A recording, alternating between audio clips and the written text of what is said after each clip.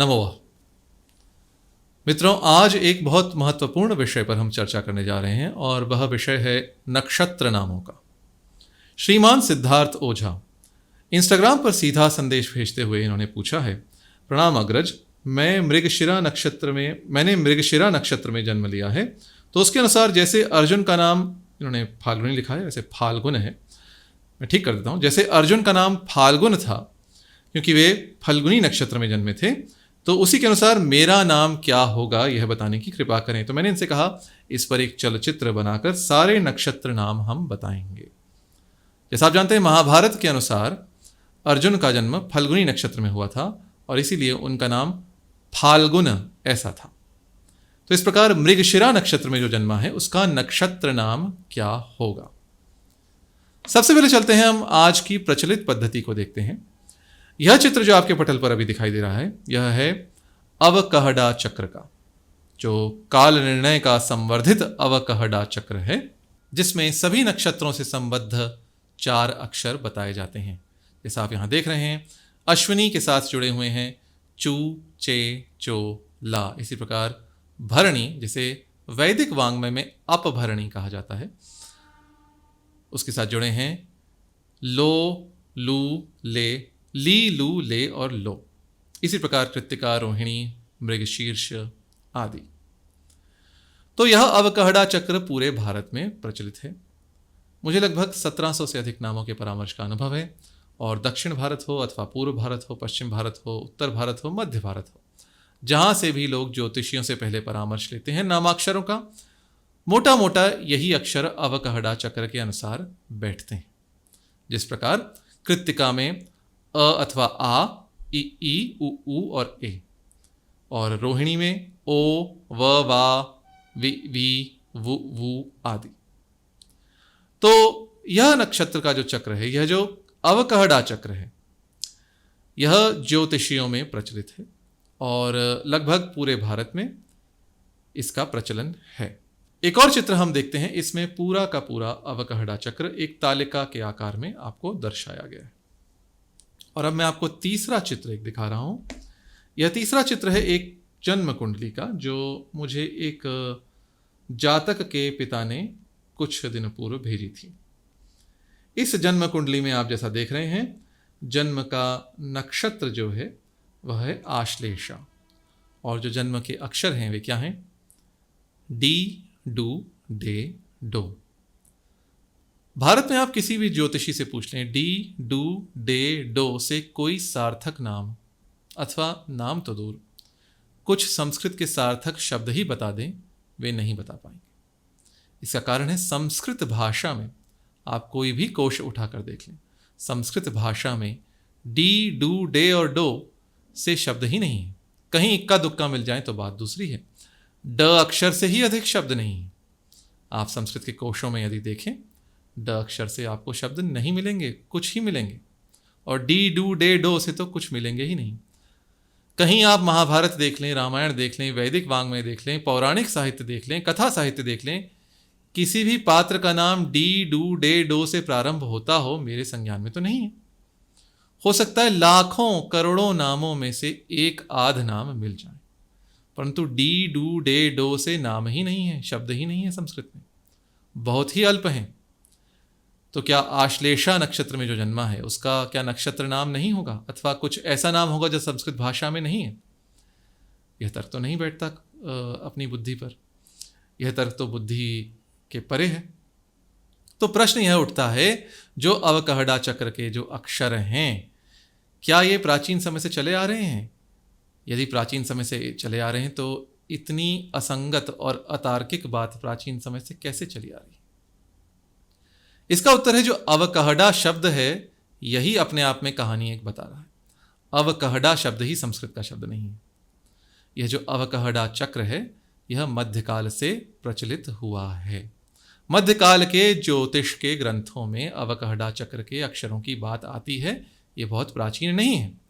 गृह्य सूत्रों में यदि आप देखें, अथवा पतंजलि के महाभाष्य में देखें, अथवा धर्मशास्त्रों में देखें, तो नाम के लिए नक्षत्र से संबद्ध किसी अक्षर को लेना ऐसा नियम है ही नहीं। गृह्य सूत्रों में तो कहा गया है, वर्गों के तृतीय, चतुर्थ अथवा पंचम अक्षर से नाम प्रारंभ होना चाहिए। वहाँ नक्षत्र के अनुसार किसी विशिष्ट अक्षर से नाम प्रारंभ हो, ऐसी बात है ही नहीं। तो यह जो अवकहड़ा चक्र का प्रचलन है, यह मध्यकाल में प्रारंभ हुआ। आइए अब हम इसके समर्थन में कुछ प्रमाण देखते हैं। अभी आपके पटल पर जो मैं दिखा रहा हूं वह है धर्म सिंधु ग्रंथ। धर्म सिंधु जो काशीनाथ उपाध्याय का रचित ग्रंथ है, जिसमें धर्म विषयक अनेक प्रश्नों के उत्तर हैं, अनेक विषयों पर चर्चा है। तो धर्म सिंधु में काशीनाथ उपाध्याय जी क्या कहते हैं नक्षत्र नाम के बारे में? वे कहते हैं नाम 4 प्रकार के होते हैं: देवता नाम, मास नाम, नक्षत्र नाम, व्यावहारिक नामेति। 4 नाम कौन से हैं? देवता नाम, मास नाम, नक्षत्र नाम और व्यावहारिक नाम। सायणाचार्य ने ऋग्वेद में अपने भाष्य पर कहा है 4 जो नाम हैं, जो ऋग्वेद में एक मंत्र में 4 नामों का वर्णन आता है, उस पर भाष्य में सायणाचार्य ने कहा है जो 4 प्रकार के नाम हैं वे क्या हैं? प्रकाश नाम, गुह्य नाम, नक्षत्र नाम और यज्ञीय नाम। और यहाँ धर्म सिंधु में कुछ भिन्न है: देवता नाम, मास नाम, नक्षत्र नाम और व्यावहारिक नाम। तो देखिए, नक्षत्र नाम और व्यावहारिक नाम एक नहीं है, व्यावहारिक नाम अलग है, नक्षत्र नाम अथवा नक्षत्र नाम अलग है। जो आजकल यह लोग इस अंतर को भुला चुके हैं। आजकल एक नक्षत्र से ही संबद्ध नाम रखते हैं, उसी को व्यावहारिक नाम लोग चाहते हैं। ऐसा नहीं है, व्यावहारिक नाम और नक्षत्र नाम अलग अलग है। दूसरी बात, नक्षत्र नामों पर धर्म सिंधु में काशीनाथ उपाध्याय क्या कहते हैं? नक्षत्र नामों पर पहले वे कहते हैं नक्षत्र नाम क्या हैं, वास्तव में नक्षत्र नाम क्या है? तो वे कहते हैं यस्मिन् नक्षत्रे जन्म तन नक्षत्र वाचक शब्दा तत्र जातः इत्यधिकारे विहित तद्धित प्रत्यय कृते निष्पन्नम नक्षत्र नाम तृतीयम। तो नक्षत्र नाम जो तीसरा नाम है, देवता नाम, मास नाम, नक्षत्र नाम और व्यावहारिक नाम, तो तीसरा नाम नक्षत्र नाम है। वह क्या होता है? जिस नक्षत्र में जातक का जन्म हुआ हो उस नक्षत्र के का जो वाचक शब्द है, अर्थात अश्विनी, भरणी, कृत्तिका इत्यादि, उस शब्द से तत्र जातः, यह पाणिनि की अष्टाध्यायी में एक सूत्र है तत्र जातः, इस सूत्र के अधिकार में जो तद्धित प्रत्यय है, वह तद्धित प्रत्यय करने पर जो निष्पन्न शब्द होता है वह नक्षत्र नाम होता है। जैसे यदि हम कृत्तिका से तद्धित प्रत्यय करते हैं तत्र जातः के अधिकार में, तो हमें कार्तिक शब्द मिलता है। तो यदि जन्म नक्षत्र कृत्तिका है तो नक्षत्र नाम क्या हुआ? कार्तिक, पुत्र का, और पुत्री का कार्तिकी। तो यही कहा है। तो आगे कहते हैं सभी नक्षत्र नामों का इन्होंने वर्णन भी किया है, उल्लेख भी किया है। तद्यथा आश्वयुग, वस्तुतः यह आश्वयुज होना चाहिए अथवा अश्वयुग, इस पर हम आएंगे। आपभरण, जैसा मैंने कहा था भरणी को वैदिक वांग में अपभरणी कहा जाता है, तो उसके लिए आपभरण, कार्तिक, रोहिण, ऐसे रोहिण भी बनता है, रोहिण भी बनता है। मार्गशीर्ष, तो सिद्धार्थ ओझा जी का प्रश्न था, मृगशिरा नक्षत्र में अथवा मृगशिरस नक्षत्र में जन्म है तो नक्षत्र नाम है मार्गशीर्ष। ऐसे मृगशिरस अथवा मृगशिरा भी है, उस पर हम आएंगे। आर्द्रक, आर्द्रा नक्षत्र के लिए। पुनर्वसु, तिष्य, आश्लेष, मघ, मघ का इन्होंने कहा है माघ भी बनता है। जो शिशुपाल वध के कवि हैं उनका जो माघ नाम है वह नक्षत्र नाम है, उसी नाम से वे प्रसिद्ध थे। पूर्वा फाल्गुन, उत्तरा फाल्गुन, हस्त, चैत्र, स्वाति, वैशाख, अनुराधा, वैशाखा बनता है और विशाखा भी बनता है। अनुराध, ज्येष्ठ, मूलक, पूर्वाषाढ़, उत्तराषाढ़, अभिजित, ऐसे आभिजित होना चाहिए। श्रावण, श्रविष्ठ, शतभिषज, पूर्वा प्रौष्ठपाद, उत्तरा प्रौष्ठपाद, रैवत इति। तो सारे नक्षत्र नाम इन्होंने धर्म सिंधु में गिना दिए हैं, यही वास्तव में नक्षत्र नाम हैं। आगे ज्योतिर्ग्रंथों में जो प्रचलित अवकहड़ा चक्र है उस पर काशीनाथ उपाध्याय क्या कहते हैं यह भी देख लीजिए। काशीनाथ उपाध्याय कहते हैं केचित्तु, अर्थात कुछ लोग तो, केचित्तु से पहले ही उन्होंने अपनी अस्वीकृति सूचित कर दी। केचित्तु चूचे चोलाश्विनी प्रोक्ता इत्यादिर ज्योतिर्ग्रंथोक्तावकहड़ा चक्रानुसारेण आश्विन्यादयश्चतुर्षु चरणेषु चूड़ामणिश्चो चेदीशश्चोलेशो लक्ष्मण इत्यादिकानि नक्षत्रनामानि कुर्वन्ति तन्न श्रौत ग्रंथादि बहुसम्मतम। इसका मैं हिंदी अनुवाद कर देता हूं। कुछ लोग तो चू चे चोलाश्विनी प्रोक्ता, अर्थात अश्विनी कही गई है, चू चे चोला, इस इत्यादि जो ज्योतिर्ग्रंथों में अवकहड़ा चक्र कहा गया है, उसके अनुसार अश्विनी आदि नक्षत्र के चारों चरणों में अथवा 4 चरणों में, पहले चरण में चूड़ामणि चू से, दूसरे चरण में चेदीश चे से, तीसरे चरण में चोलेश चो से, और चौथे चरण में लक्ष्मण जो ल से। देखिए यहीं चू चे चो लाश्विनी प्रोक्ता, अवकहड़ा चक्र जो हमने पहले दिखाया था उसमें ला था, यहाँ ल लक्ष्मण, यह अंतर भी मिलता है दीर्घ और ह्रस्व का। इत्यादि जो नाक्षत्र नाम करते हैं, आगे क्या कहते हैं, तन न श्रौत ग्रंथादि बहुसम्मतम, वह श्रौत ग्रंथादियों के द्वारा बहुत सम्मत नहीं है, अर्थात वह श्रौत ग्रंथों से सम्मत नहीं है। श्रौत ग्रंथों के अनुसार तो नक्षत्र के नाम से प्रत्यय करके नाक्षत्र नाम होता है, अथवा जैसा हम देखेंगे आर्च ज्योतिष और यजुर ज्योतिष के अनुसार नक्षत्र के देवता के नाम से प्रत्यय करके अथवा देवता के नाम को लेकर नाक्षत्र नाम होता है। तो यहां इन्होंने कह दिया है, और इन्होंने तीसरा मत दिया है जो देवता के नाम से है, सांख्यायनास्तु कृत्तिकोत्पन्नस्याग्निशर्मेति नक्षत्र देवता संबद्धम नाक्षत्र नाम कुर्वन्ति।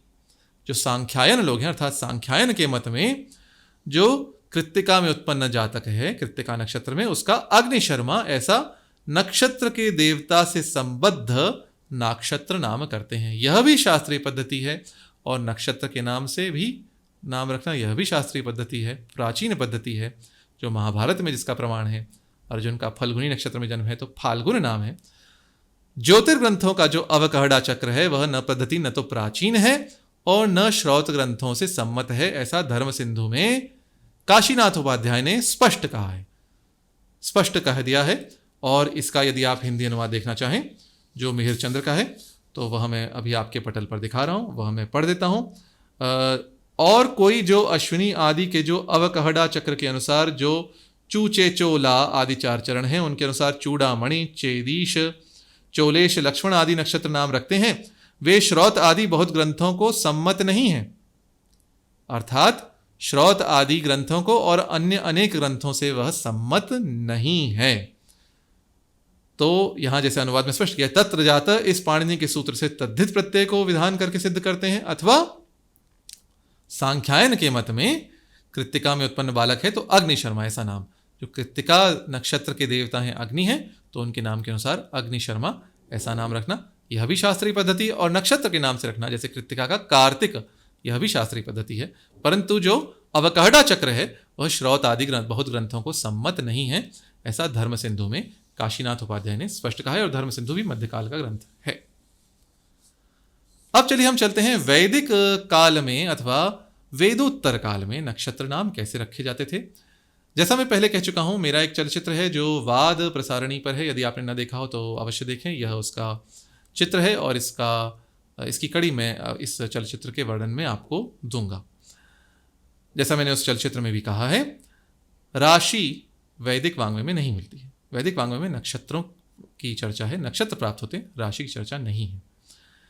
तैत्तिरीय संहिता यजुर्वेद की और काठक संहिता यह भी यजुर्वेद की है, इनमें नक्षत्रों की पूरी सूची मिलती है उनके देवताओं की सूची के साथ, और कुछ कहीं कहीं नामों का भेद भी मिलता है।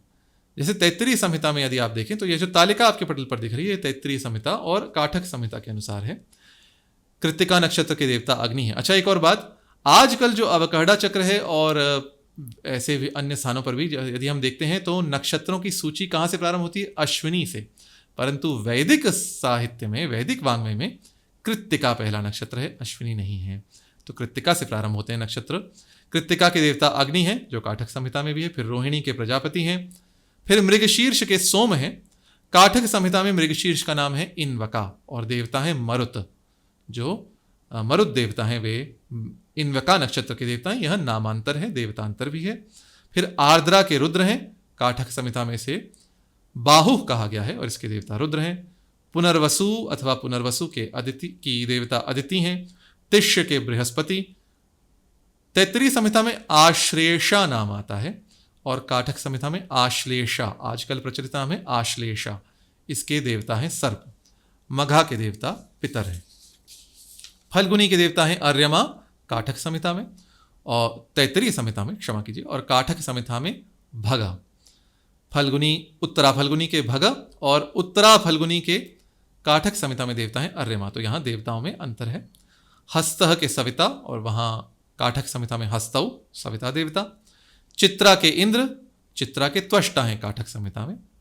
स्वाति के वायु और काठक संहिता में नाम मिलता है निष्ठ्या, देवता हैं वायु। विशाखे, दो विशाखा हैं इसलिए विशाखे, और दो देवता भी हैं इंद्राग्नि अथवा इंद्र और अग्नि, और काठक संहिता में विशाखम इंद्राग्नि।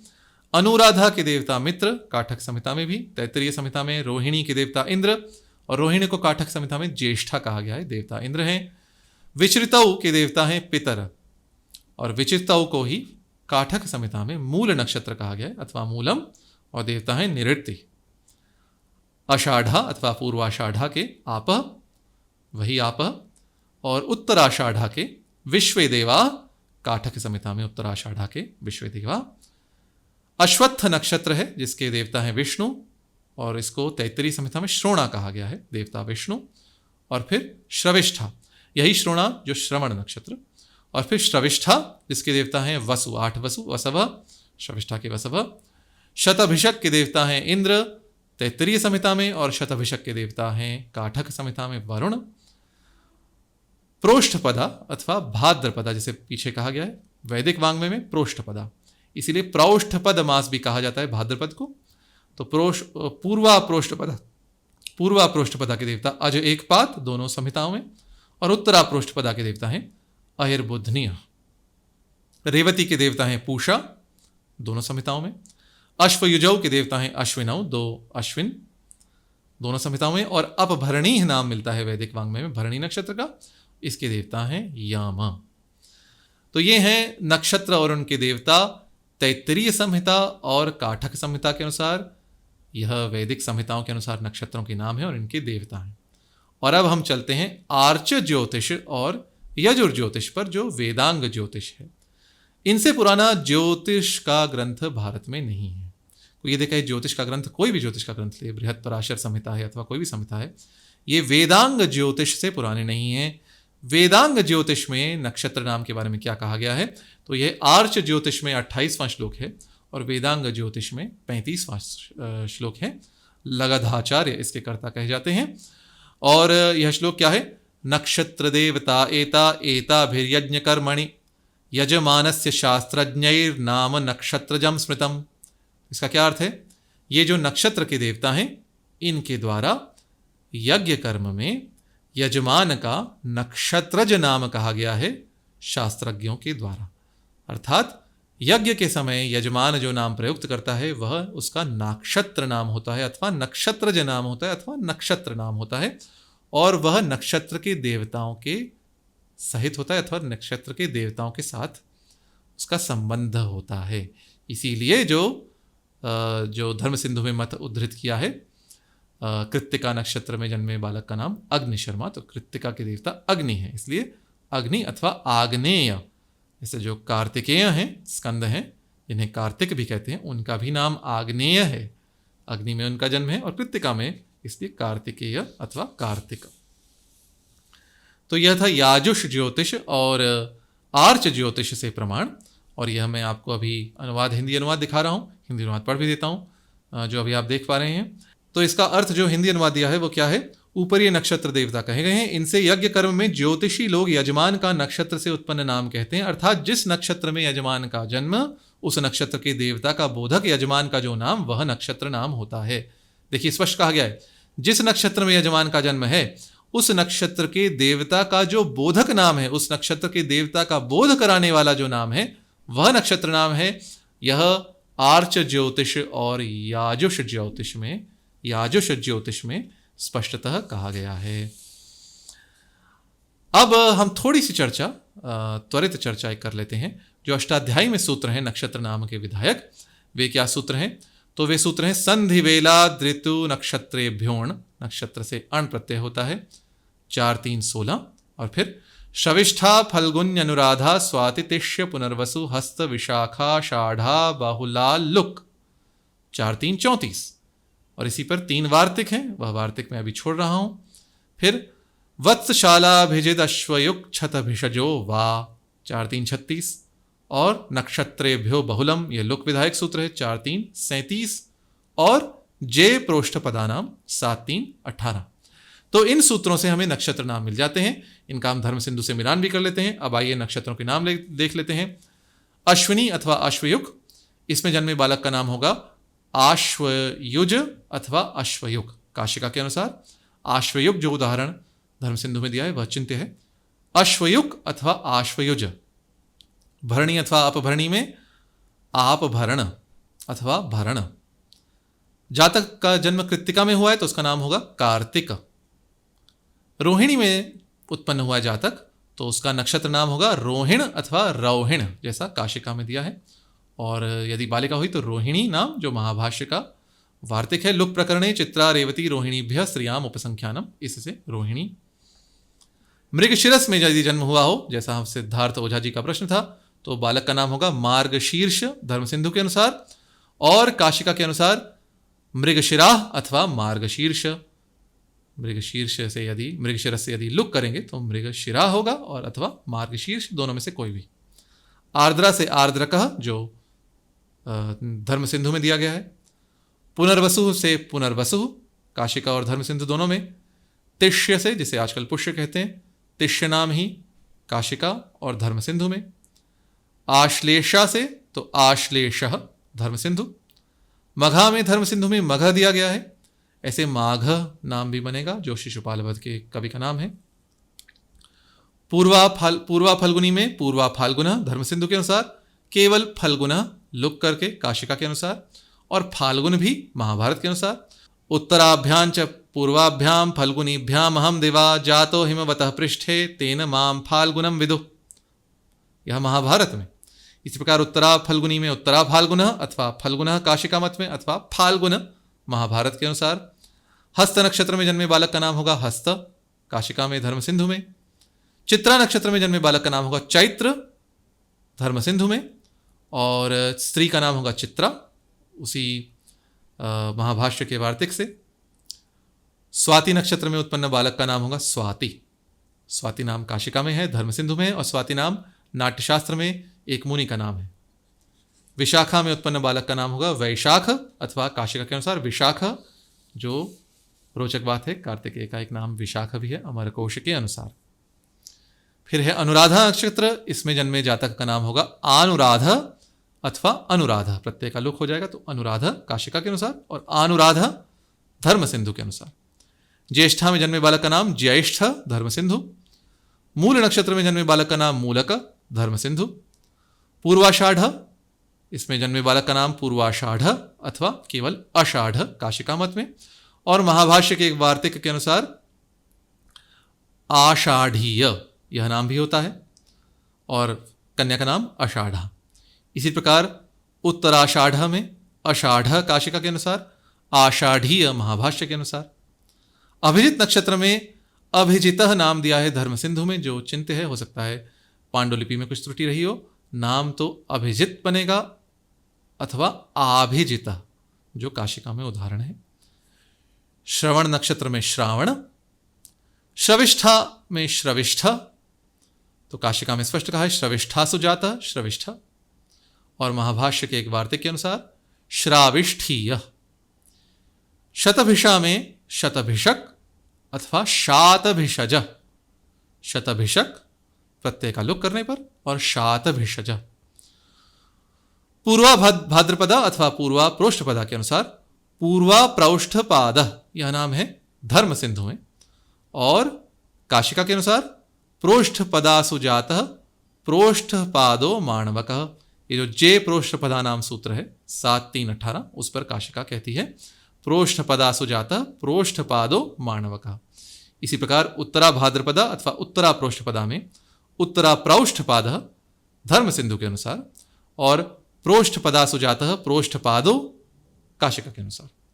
और अंत में रेवती, रेवती नक्षत्र में उत्पन्न जातक का नाम होगा रैवतः, धर्म सिंधु के अनुसार। और यदि कन्या हुई तो रेवती स्त्री, महाभाष्य के वार्तिक के अनुसार। तो ये थे सभी नक्षत्रों में उत्पन्न जातकों के लिए नाक्षत्र नाम, जो नक्षत्र के नाम के वाचक हैं, और नक्षत्र के देवता के वाचक हों तो नक्षत्र के देवता से संबद्ध नाम, जैसा कृत्तिका के देवता हैं अग्नि, तो अग्निशर्मा अथवा आग्नेय ऐसा नाम नक्षत्र नाम है। यही प्राचीन परंपरा है। वैदिक वाङ्मय में जो नक्षत्र के देवता हैं उनके अनुसार वैदिक ज्योतिष, जो आर्च ज्योतिष और याजुष ज्योतिष है, उसके अनुसार देवता के नाम के अनुसार का बोधक अथवा नक्षत्र के नाम का बोधक जो गृह सूत्रों में परंपरा है। अवकहड़ा चक्र के अनुसार नक्षत्र से संबद्ध कुछ अक्षरों से नक्षत्र नाम प्रारंभ हो, यह मध्यकाल की प्रचलित हुई परंपरा है, यह प्राचीन परंपरा नहीं है और इसमें समस्याएं बहुत आती हैं। जो मैंने सुनाम सरित, मेरी पुस्तक जो आप देख रहे हैं, इसके पूर्ववाक में कहीं भी हैं जो 112 नक्षत्र पाद हैं 28 गुना 4, उन 112 में से लगभग 15% के आसपास 17 नक्षत्र के चरण ऐसे हैं जिनमें अवकहड़ा चक्र के अनुसार नाम का प्रारंभ ङ से, जो क ख ग घ ङ इससे, अथवा ञ से, जो च छ झ झ ञ है इससे, अथवा ट ठ ड ढ ण से होना चाहिए। तो ङ ञ ट ठ ड ढ ण, इनसे संस्कृत में शब्द बहुत अल्प हैं। 15% लोगों के नक्षत्र नाम बहुत ही अल्प शब्दों से, अथवा जो शब्द हैं ही नहीं ऐसे शब्दों से हम रखें, यह कोई तार्किक परंपरा नहीं है, यह युक्ति संगत नहीं है। इसलिए यह जो मध्यकाल में प्रचलित अवकहड़ा चक्र की परंपरा है, यह तर्क विरुद्ध है, यह युक्ति विरुद्ध है। तो आज हमने जाना नक्षत्र नामों की प्राचीन परंपरा को। नक्षत्र के नाम से अथवा नक्षत्र के देवता के नाम से जो नाम रखा जाए वही वास्तव में नक्षत्र का नाम है। और दूसरी महत्वपूर्ण बात, धर्म सिंधु के अनुसार भी जो व्यावहारिक नाम अथवा प्रकाश नाम है वह नक्षत्र नाम से भिन्न है। तो यदि आप नाम रखते हैं जातक का, तो नक्षत्र नाम भले ही आप अवकहड़ा चक्र का पालन कर लें, परंतु वह नाम आपका प्रकाश नाम भी हो और व्यावहारिक नाम भी हो, यह आवश्यक नहीं है। व्यावहारिक नाम दूसरा हो सकता है। इसी के साथ आज की चर्चा को हम विराम देते हैं। आशा है आपको भाई होगी। अपने परिवार के सदस्यों से और अपने मित्रों से इस प्रसारणी के श्रोता बनने के लिए कहना ना भूलें।